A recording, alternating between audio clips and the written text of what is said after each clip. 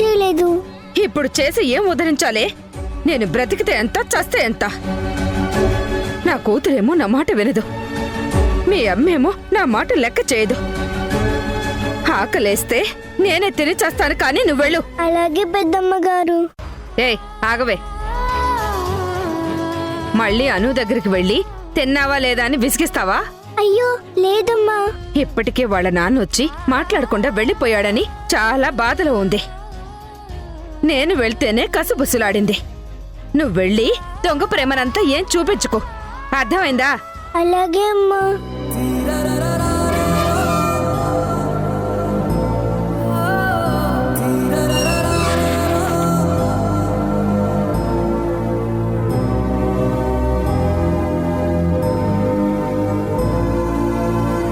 ఏమ్మా, ఇప్పుడు నీకు సంతోషమేనా?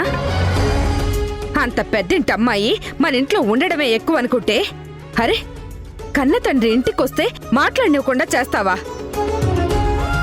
నీ కడుపున పుట్టకపోయినా నీకు దీని మీద ప్రేమ ఉన్నప్పుడు అనుకి వాళ్ళ నాన్న మీద ప్రేమ ఉండదా? వాళ్ళ అమ్మ మీద ప్రేమ ఉండదా? ఇప్పటికే వాణిగారికి మనవరాల్ని దూరం చేసావు, వింధ్యకి కూతుర్ని దూరం చేసావు, చివరికి రాజేష్ కూడా దూరం చేస్తే ఆ పిల్ల ఎలా బతుకుతుంది? రాజేష్ వచ్చేళ్ళిన దగ్గర నుండి ఒకటే ఏడుపు. అదేంటత్తయ్యా, రాజేష్ గారు ఏదో ముఖ్యమైన విషయం మాట్లాడాలని వచ్చారు. ఏంటమ్మా ముఖ్యమైన విషయం? ఏ భూమి, మాట్లాడవేంటే? అవునమ్మా, చాలా ఫీల్ అవుతుంది. భోజనం కూడా చేయలేదు. అదేంటి? ఆయన ఏదో వేరే టెన్షన్లో వచ్చారు. అనుకు నేను చెప్పాను కదా ముఖ్యమైన విషయం అని. సరే, నేనే తనతో మాట్లాడతాను. ఇంతకీ అను ఎక్కడుంది? లోపలుందమ్మా. పద, మనం మాట్లాడదాం. ఏంటో ఈవిడ వాళ్ళకం చూస్తే ఇలాగా, నా కూతురు వాళ్ళకం చూస్తే అలాగా. ఫోన్ చేసిన ఎత్తదే.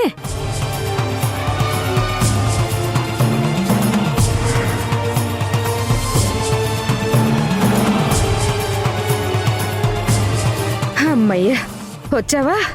ఏంటి హాస్పిటల్కి వెళ్ళావా? అమ్మా, నువ్వు నన్ను అనుమానించొద్దు. పాపం అతనికి యాక్సిడెంట్ అయింది. దగ్గరుండి ట్రీట్మెంట్ చేయించి ఇంటి దగ్గర డ్రాప్ చేసి వచ్చాను. ఏంటి, ఇంటికి కూడా వెళ్ళావా? పెళ్లి కాని అమ్మాయివి అలా వెళ్తే చూసేవాళ్ళు ఏమనుకుంటారే? అమ్మా, నీకో దండం. అనుకునే వాళ్ళు 100 అనుకుంటారు. నేనేమి తప్పు చేయనప్పుడు నేనెందుకు భయపడాలి? చదివిస్తే ఇలాంటి మాటలే వస్తాయి మరి. అసలు నీకు పెళ్లి చేసి పంపిస్తే నాకు ఈ బాధ తప్పుతుందే? అమ్మా ప్లీజ్, ఎంత చెప్పినా నా వర్షన్ నువ్వు అర్థం చేసుకోవా? నేను బాగా అలసిపోయాను. సరేరా, భోంచేద్దాం. లేదు, నేను ఆల్రెడీ భోంచేసేసాను. ఎక్కడ భోంచేసావు? విజయ్ వాళ్ళ ఇంట్లో. వాడింట్లో నువ్వు భోంచేయడం ఏంటే? వాడికి ఎవరూ లేరన్నావు కదా? తను పేషెంట్ కాబట్టి వండి పెట్టాను. ఇద్దరం కలిసి భోంచేశాం. తర్వాత టాబ్లెట్స్ ఇచ్చి వచ్చాను. సరేనా? ఊరికే నస పెడతావు. అమ్మో అమ్మో అమ్మో అమ్మో, ఇది వాడింటికి వెళ్ళడం ఏంటి, వంట చేసి పెట్టడం ఏంటి? వ్యవహారం చాలా దూరం వెళ్ళిపోయేలా ఉంది. ఈ విషయం చెప్తే నా కొడుకు వినడు, నా కోడలు వినదు. ఇదేమో ఇలా చేస్తుంది. ఒకవేళ శాంతి చెప్పినట్టు ఇదేమైనా చేజారిపోతుందా? అదే గనక జరిగితే వామ్మో వామ్మో, నేను ఊరేసుకునైనా చేస్తాను, కానీ ఈ ప్రేమలో గేమలో మాత్రం నేను ఒప్పుకోను. దీనికి వెంటనే మంచి సంబంధం చూసి పెళ్లి చేసేయాలి. దీనికి ఇప్పటికిప్పుడు సంబంధం అంటే ఎలా వస్తుంది మరి? లేదు లేదు, సంబంధం దొరికే వరకు దీన్ని కంట్రోల్లో పెట్టాలి. శ్రీజ, వస్తున్నాను, ఆగు.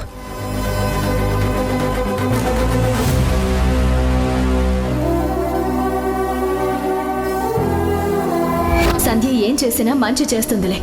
సంధ్యతో నాకు అర్జెంట్ పనుంది. సంధ్య, సంధ్య.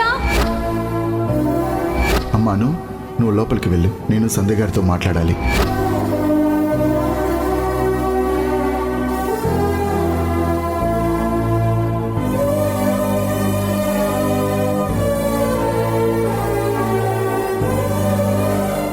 అను, ఏంటమ్మా బాధపడుతున్నావు? నాన్న తరపున నేను సారీ చెప్తున్నాను. నీ బాధ నాకు అర్థమవుతుంది. ఇన్ని రోజుల తర్వాత నాన్న వచ్చినా కూడా నీతో మాట్లాడలేదని నువ్వు చాలా హర్ట్ అయ్యావు. కానీ పాప నాన్న నీతో మాట్లాడలేనందుకు ఎంత బాధపడి ఉంటాడో అర్థం చేసుకో.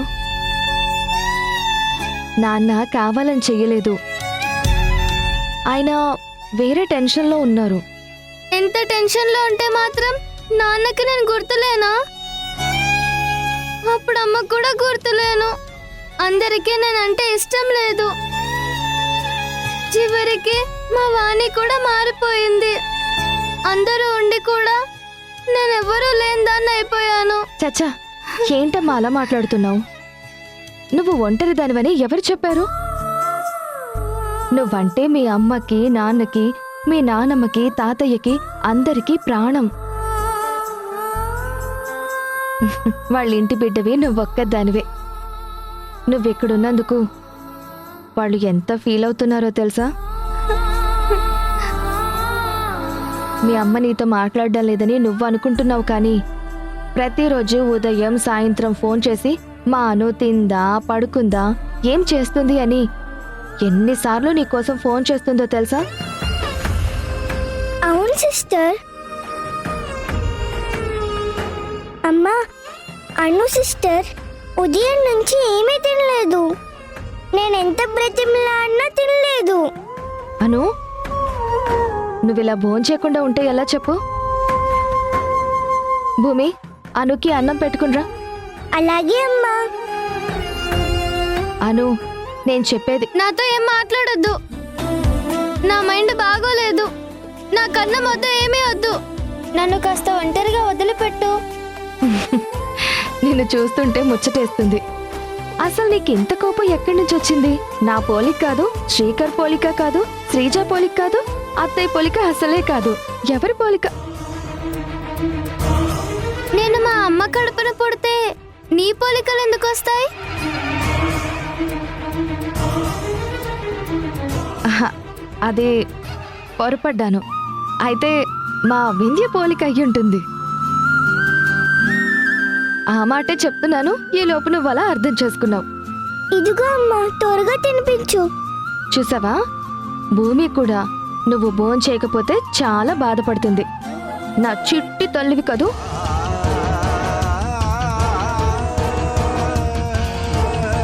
అను, ఒళ్ళంతా కాలుతుందేంటి? జ్వరం వచ్చిందా? ఇంతవరకు చెప్పలేదేంటమ్మా?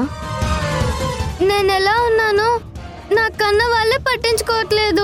నువ్వు పట్టించుకొని ఏం చేస్తావు? ఏంటమ్మా, ఇంత చెప్పిన తర్వాత కూడా అలా మాట్లాడతావు? హాస్పిటల్కి వెళ్దాం పద. హాస్పిటల్ ఏంటి?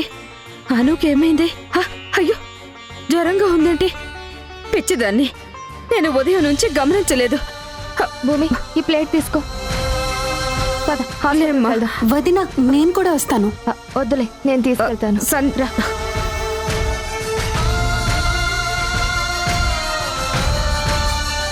అమ్మా నాన్న పట్టించుకోవట్లేదని చాలా బెంగ పెట్టుకుంది. ఆ ఇంట్లో పుట్టినందుకు అనుకి, ఈ ఇంటికి భూమి వచ్చినందుకు నాకు, మా ఇద్దరికి కష్టాలే. చిన్ని, సినిమా ఎలా ఉంది? సినిమా కంటే కూడా పాప్కార్న్ చాలా బాగుంది. ఈ మధ్య సినిమాల కంటే కూడా పాప్కార్న్ కోసమే థియేటర్కి ఎక్కువ వెళ్తున్నారు సన్నీ. అంత ఖర్చు పెట్టి వెళ్ళింది పాప్కార్న్ కోసం కాదే, సినిమా కోసం. పిచ్చి మొహందానా, పదా.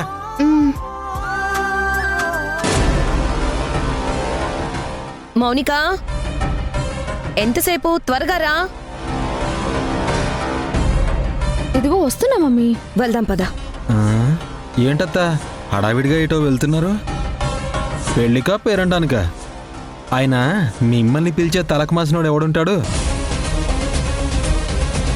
చూడు, మేమిద్దరం చిలక గోరింకల్లాగా సినిమాలకి షికార్లకి తిరిగేసి వస్తున్నాం. ఈ రాత నీకు లేదు, నీ కూతురికి లేదు. మమ్మీ, శుభమాని వెళ్తుంటే వీడి ప్రశ్నలేంటి? వీడి నస భరించలేకపోతున్నాను మమ్మీ. పోనీలేమ్మా, వీడితో డిస్కషన్ ఎందుకు? ఒరేయ్, నీతో ఆర్గ్యూ చేసే టైం లేదు.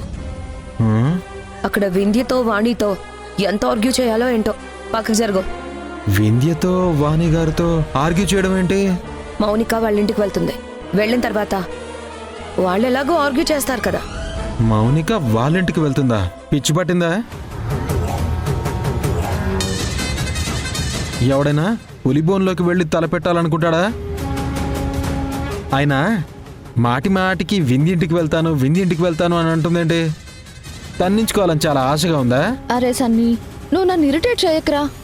మా మమ్మీ ఈ టార్చర్ అంతా ఎందుకని నిజం చెప్పేద్దాం అంటుంది.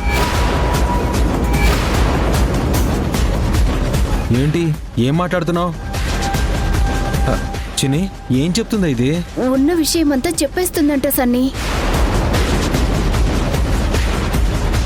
ఏంటి పిన్ని మీరు మాట్లాడేది? ఇప్పుడు వెళ్ళి మౌనిక వింధ్యకి చెప్పేస్తుందా? అవును, చెప్పేస్తాను.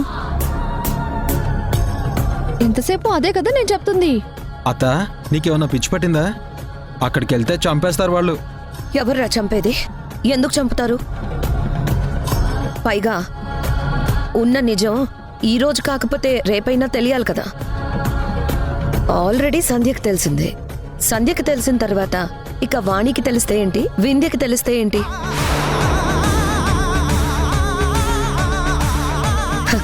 అసలే సంధ్య దేశముద్రు. సంధ్యకి తెలిసాక ఇంకా చేతులు కట్టుకొని కూర్చోకూడదురా. లేదంటే సంధ్య ఏదో ఒకటి చేసి మాకు చెక్ పెడుతుంది. ఇలా సంధ్యని తక్కువ అంచనా వేయడం వల్లే 6 ఏళ్లు నా కూతురు జైలుకు వెళ్ళింది.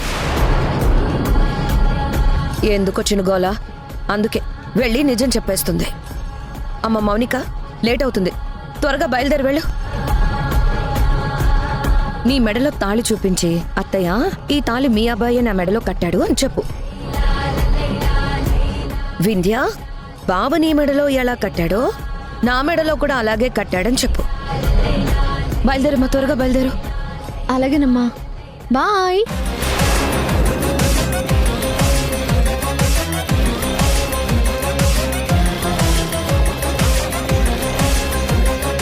దీని పైత్యం తగలయ్యా.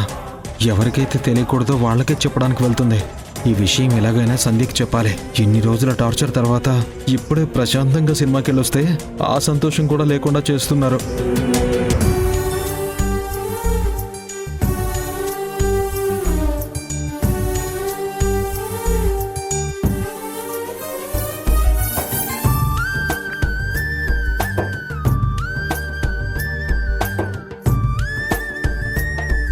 టెన్షన్ పడాల్సిందేమీ లేదు, నార్మల్ ఫీవరే.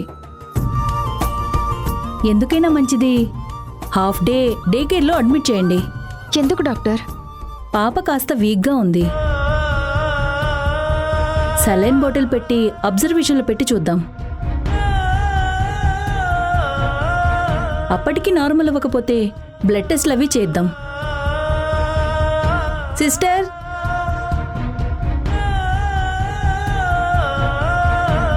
ముందు ఈ పాపని డే కేర్లో అడ్మిట్ చేసి ఫ్లూయిడ్ స్టార్ట్ చేయండి. అలాగే మేడం.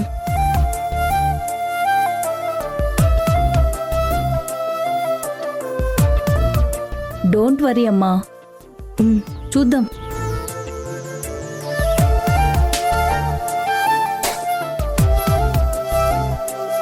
అను, నీకేం కాదమ్మా, నువ్వేం కంగారు పడకు, సరేనా?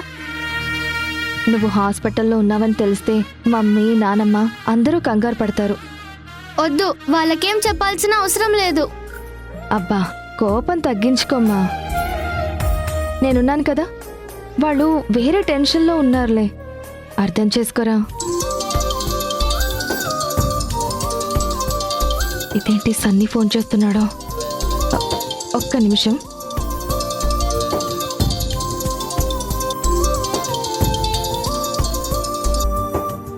సన్నీ. సంధ్య గారు, కొంపలు ఆరిపోయాయి. ఏం జరిగింది? ఈ విషయం మీకు తెలిసాక మీరు ఏదో ఒకటి చేస్తారని ప్రశాంతంగా ఉన్నానండి. ఆ ప్రశాంతతని 10 నిమిషాలు కూడా ఉండనివ్వకుండా చేస్తుందండి మౌనిక. అసలు ఏం జరిగిందో ముందు చెప్పు. మౌనిక వింధ్య ఇంటికి బయలుదేరిందండి.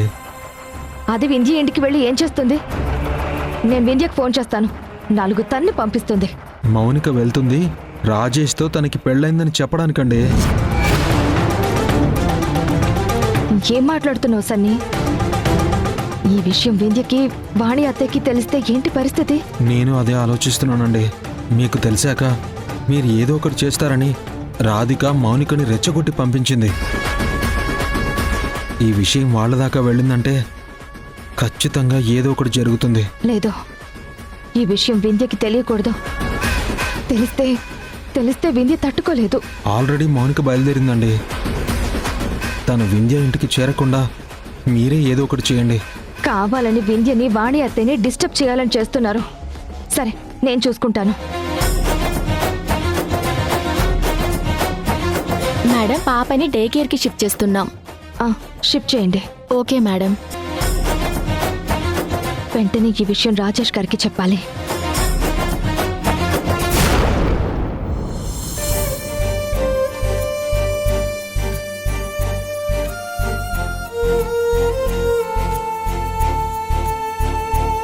రాజేష్, ఏంటమ్మా?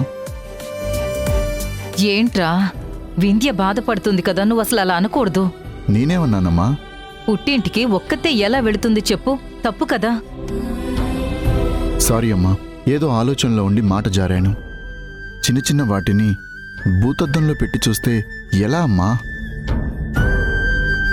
ఇప్పటికే నేను బోల్డ్ అంత ప్రెషర్లో ఉన్నాను. నువ్వు కూడా అర్థం చేసుకోకపోతే ఎలా? ప్రెషర్ ఏంట్రా? ఏం జరిగింది? దేని గురించి ప్రెషరు? ఇప్పుడు నీకు చెప్పినా అర్థం కాదులేమ్మా. Work pressure.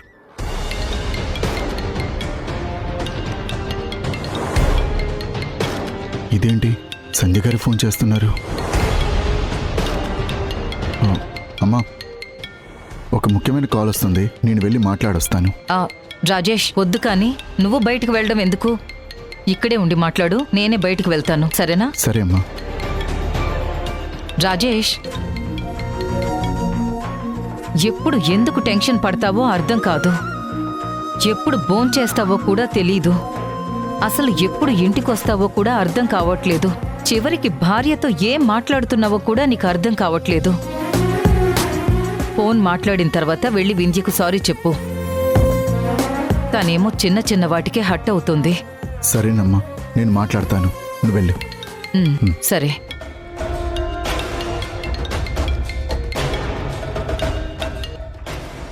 సంధ్య గారు. రాజేష్ గారు, మళ్ళీ ప్రాబ్లం రాబోతోంది. ఏమైందండి? మౌనిక బయలుదేరింది. జరిగిందంతా అత్తయ్యకి వింధ్యకి చెప్పడం కోసం వస్తుంది. అలా జరగడానికి వీల్లేదు. అమ్మకి వింధ్యకి తెలిస్తే చాలా ప్రాబ్లం అవుతుంది.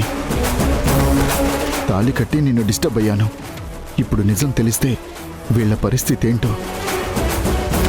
పొద్దు సంధ్య గారు, మౌనిక ఎట్టి పరిస్థితుల్లోనూ ఇక్కడికి రాకూడదు. తను రాకూడదు అంటే అది మీ చేతుల్లోనే ఉంది. మౌనిక మీరు చెప్తేనే వింటుంది. మీరు వెంటనే ఫోన్ చేసి మౌనికతో మాట్లాడండి. ఎట్టి పరిస్థితుల్లోనూ వింధ్యకి ఈ నిజం తెలియకూడదు. వింధ్య పుట్టింటికి వెళ్దామంది. నేను రాను, నువ్వు వెళ్ళు అని క్యాజువల్గా అన్నందుకే హట్ అయిపోయిందండి. సరే ఉండండి, ఇప్పుడే మౌనికకు ఫోన్ చేసి తనని ఆపుతాను. లేకపోతే నా జీవితం తారుమారైపోతుంది. సరే, ఏదున్నా నాకు ఫోన్ చేసి చెప్పండి. నా ప్రాణానికి ఈ మౌనిక తగలబడింది. నేను ఏ జన్మలో చేసుకున్న పాపమో దీని మాయలో పడిపోయాను. రోజు ఇంటికి పిలిచి టార్చర్ చేసేది, ఇప్పుడు మా ఇంటికి వచ్చి మరీ టార్చర్ చేస్తాను అంటుంది.